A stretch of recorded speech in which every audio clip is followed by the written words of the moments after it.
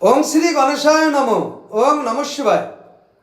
তো বন্ধুরা, আমি আমার ভিডিওতে খুবই সংক্ষিপ্ত আলোচনা করতে চলেছি। আমরা অনেকেই আতকপালিতে ভুগে থাকি। এই আতকপালিতে আমরা শারীরিক মানসিক প্রচুর যন্ত্রণা এবং কষ্ট পেয়ে থাকি। তো এর থেকে সম্পূর্ণরূপে পরিত্রাণ পেতে এবং আরোগ্য লাভ পেতে আমি আমার এই ভিডিওতে একটি টোটকার কথা আলোচনা করতে চলেছি। এই টোটকাটি প্রয়োগ করতে পারলে 100% ওই ব্যক্তির আতকবালি অল্প দিনের মধ্যে সম্পূর্ণরূপে আরোগ্য লাভ পেয়ে থাকে এবং সম্পূর্ণরূপে সুস্থ হয়ে যেতে পারে।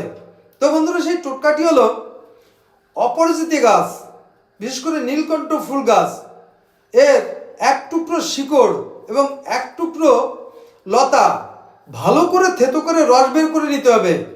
এরপর ওই রস নাকে দুপাশেই 1-2 ফোঁটা করে সকাল বিকালে নস্যির মতো টানতে হবে।